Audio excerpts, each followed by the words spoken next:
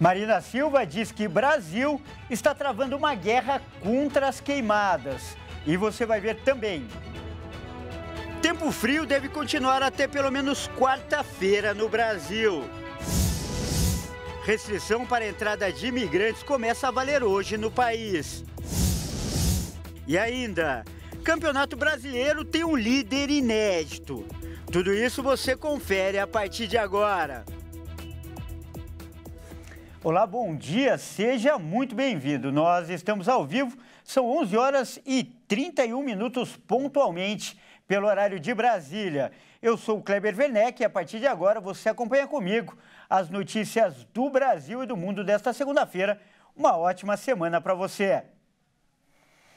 E a ministra do Meio Ambiente, Marina Silva, garantiu que o Brasil trava uma verdadeira guerra contra as queimadas. Só em São Paulo, mais de 40 cidades estão em alerta máximo. Vamos conferir. O governo acionou a Polícia Federal para investigar a possível origem criminosa das queimadas que se espalharam pelo estado de São Paulo. A informação foi confirmada pela ministra do Meio Ambiente, Marina Silva, que esteve na sede do Centro Nacional de Prevenção e Combate aos Incêndios Florestais, em Brasília. Após se reunir com o presidente Luiz Inácio Lula da Silva, ela garantiu no domingo que o Brasil trava uma guerra contra o fogo e a criminalidade. Mas tem uma situação atípica. Você começa a ter, em uma semana, praticamente em 2 dias, vários municípios queimando ao mesmo tempo, e isso não faz parte da nossa curva de experiência na nossa trajetória de tantos anos de abordagem do fogo. Os incêndios florestais deixaram mais de 40 cidades em São Paulo em alerta máximo. O governo do estado disse que 2 pessoas suspeitas de terem iniciado incêndios criminosos foram detidas. A ministra do Meio Ambiente destacou a necessidade de mobilização em todas as frentes. Porque nesse momento é uma verdadeira guerra contra o fogo e contra a criminalidade. A situação é especialmente preocupante em Ribeirão Preto, cidade de 700 mil habitantes localizada a 300 quilômetros da capital paulista, no coração de uma importante área agrícola. Moradores de um condomínio tiveram que deixar suas casas devido à aproximação das chamas. Senti medo. Pela primeira vez, eu senti muito medo. Porque eu nunca vi uma cena dessa aqui em Ribeirão. É assustador o que aconteceu. O que aconteceu ontem, às 19 horas, eu consegui pôr a cara fora de casa e senti muita falta de ar. E foi coisa assustadora. As chamas levaram ao cancelamento de voos, bloquearam estradas, mataram animais e destruíram plantações. Segundo a Prefeitura de Santo Antônio do Aracanguá, cerca de 140 cabeças de gado morreram carbonizadas em uma fazenda. O fogo também provocou nuvens de fumaça que afetaram cidades de outras regiões do país, entre elas a capital federal. E o governador de São Paulo, Tarcísio de Freitas, disse nesta segunda-feira que São Paulo não tem mais nenhum foco ativo de incêndio.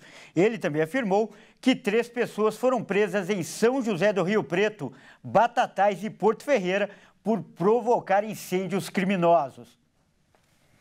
Olha, para falar mais sobre esse assunto, nós vamos conversar agora com um especialista. O nosso convidado é o biólogo Gustavo Figueroa, ele que é diretor de comunicação do SOS Pantanal. Bom dia, Gustavo. Seja muito bem-vindo ao nosso jornal. Muito bom dia a todos. Um prazer estar por aqui. E, Gustavo, então eu queria que você falasse primeiro, essa quantidade de queimadas em todo o país é anormal? Qual o diagnóstico que você faz sobre esse problema, você que é um especialista no assunto?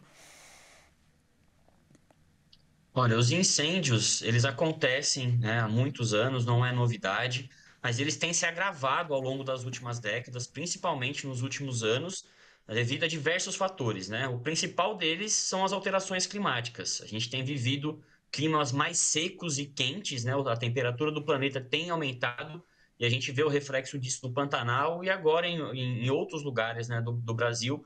E agora a gente viu isso em São Paulo, né? Então, com um clima muito seco, somando o fator humano, sendo que a grande parte dos incêndios, né, são ocasionados por ação humana, a gente tem esse cenário que a gente tem vivido e visto, né, nos últimos anos.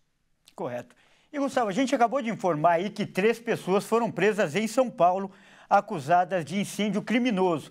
E qual seria a motivação dessas queimadas? Você que tem experiência no assunto, o que estaria por trás desses crimes? É difícil dizer, né, o que está por trás disso, porque a gente nunca sabe o que passa na cabeça de alguém que está colocando fogo.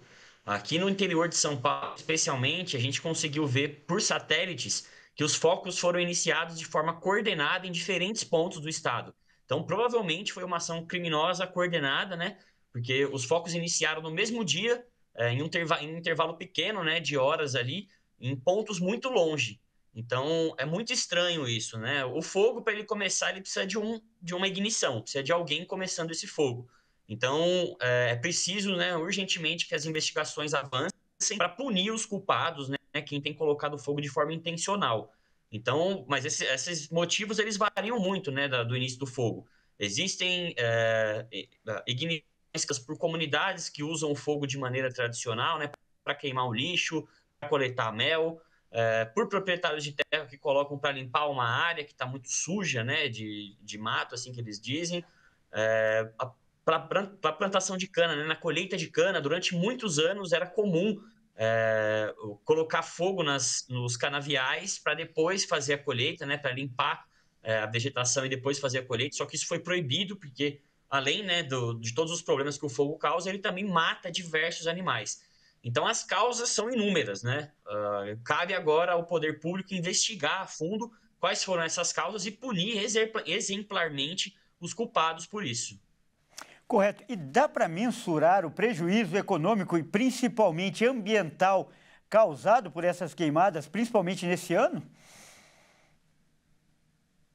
Olha, é difícil, né? A gente só vai ter esse balanço provavelmente quando os estudos forem concluídos, mas com certeza esses prejuízos passam de bilhões de reais, né? São prejuízos enormes para os proprietários de terra, para as comunidades, para as cidades, para as pessoas que respiram esse ar, né? E pessoas que têm uma sensibilidade maior de saúde, elas são mais afetadas, inclusive muitas vêm a óbito por causa desses incêndios, por causa dessa fumaça, né, que é carregada. Então, são impactos incalculáveis até o momento, né? E por mais que a gente consiga calcular daqui a um tempo quais são esses impactos, com certeza são menores do que os impactos reais. Porque a gente não consegue ter uma noção total dos causados pelos incêndios. Tá certo, então, Gustavo, muito importante esse alerta que você faz, né? E principalmente fica aí a orientação, né? O alerta, o pedido até para as autoridades que continuem investigando e descobrindo, principalmente combatendo esse problema tão sério. Nós acabamos de conversar com o biólogo Gustavo Figueroa, ele que é diretor de comunicação do SOS Pantanal. Gustavo, muito obrigado pela sua participação. Imagina, obrigado a vocês e estou à disposição. Grande abraço. E olha só, a semana começa com frio em vários lugares do Brasil. E essas baixas temperaturas devem continuar até pelo menos quarta-feira, principalmente no sul e no sudeste. Confira. No sudeste, vai fazer frio na primeira metade da semana, principalmente nas madrugadas. No começo da terça-feira, a previsão é de 5 graus Celsius na Grande São Paulo e em cidades do interior. Na capital, as máximas entre segunda e terça não devem passar de 17 graus. Já no Rio de Janeiro, a previsão é de mínima de 12 graus e máxima de 19 graus nesta segunda-feira. No interior do Rio Grande do Sul, o dia começa com formação de geada e muito frio. Em Santa Catarina e no Paraná, a segunda-feira deve ser de sol e com frio, com previsão de temperaturas abaixo de zero em áreas de maior altitude nos dois estados. No centro-oeste, as temperaturas de Mato Grosso e Goiás continuam elevadas. A umidade do ar pode ficar abaixo dos 12% em ambos os estados. Já no norte e nordeste do Brasil, a frente fria deve levar chuva, principalmente ao litoral da Bahia e de Sergipe. Na capital baiana, a temperatura máxima deve chegar a 29 graus. A previsão também é de chuva no norte, principalmente no Amazonas, Roraima e norte do Pará. Em Palmas, o dia deve ser quente, com a máxima na casa dos 39 graus. Em Manaus, a máxima prevista também é de 39 graus. Não há previsão de chuva na capital. Já em Boa Vista, as temperaturas podem chegar até 35 graus, com possibilidade de chuvas isoladas. Olha aí, agora a gente traz mais um alerta no nosso jornal. Quase 2,5 milhões de carros estão circulando no país com airbags defeituosos. 7 pessoas já morreram no Brasil por conta da explosão do airbag. Vamos ver.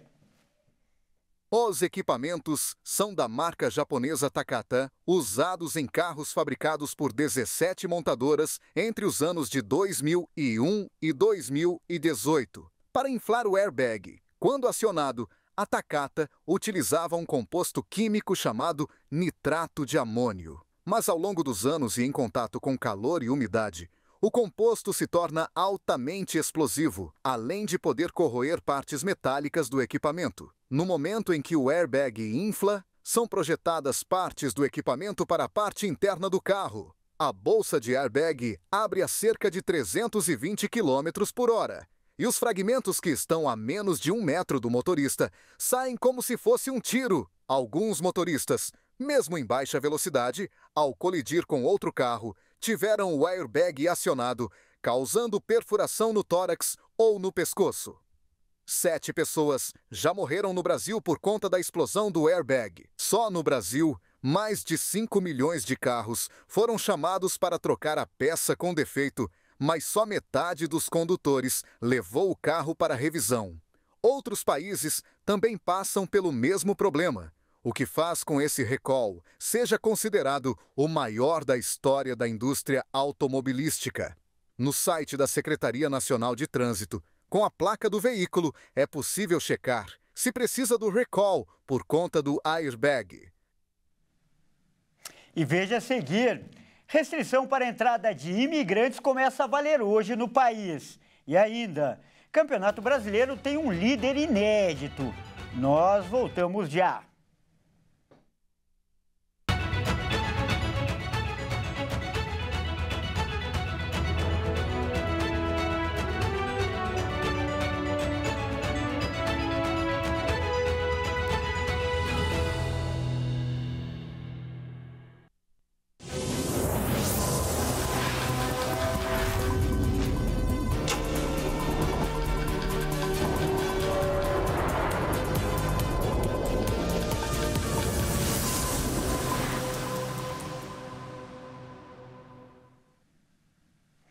Mais uma vez, seja muito bem-vindo. Nós estamos de volta e ao vivo. São 11 horas e 44 minutos pelo horário de Brasília. E começou hoje a restrição para a entrada de imigrantes sem visto no Brasil. A medida foi adotada após uma investigação apontar que o Brasil tem sido usado como rota para o tráfico internacional de pessoas. Antes, o imigrante que não tinha visto para entrar no Brasil e pedisse refúgio receberia uma permissão temporária para ficar no país até que o Ministério da Justiça conseguisse analisar o caso. A partir desta segunda-feira, o passageiro que desembarcar no Brasil, tendo como destino final outro país, e não tiver visto de entrada, terá que seguir viagem ou retornar à localidade de origem. Para pessoas que estão vindo de países que não há exigência de visto, não houve mudanças. O Ministério da Justiça afirma que tem sido comum que, em voos internacionais com escala em aeroportos brasileiros, alguns imigrantes desembarquem e peçam refúgio. Mas, segundo o Ministério, a maioria não busca a obtenção do Registro Nacional Migratório, carteira disponibilizada a todos os solicitantes de refúgio no Brasil. A pasta alertou para um alto crescimento no número de pedidos de refúgio só no Aeroporto Internacional de Guarulhos. Em 2013, foram 69. No ano passado, os pedidos subiram para mais 4.200, um crescimento de mais de 61 vezes. E só neste ano já foram feitos mais de 6.300 pedidos de reconhecimento da condição de refugiado no aeroporto.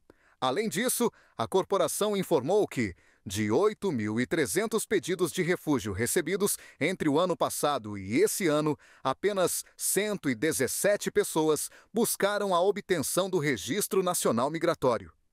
Segundo o Ministério da Justiça, Isso significa que a maior finalidade é de seguir rotas migratórias irregulares, com forte atuação de atores envolvidos no contrabando de imigrantes e no tráfico de pessoas. E o número de brasileiros que tiram o visto norte-americano deve bater recorde neste ano. A previsão é da própria Embaixada dos Estados Unidos no Brasil, que tem agilizado o processo para tirar a documentação. Elizabeth Bagley, embaixadora dos Estados Unidos no Brasil, afirmou que a emissão de vistos americanos para os brasileiros registrou um número recorde em 2023. E esse número deve aumentar ainda mais em 2024.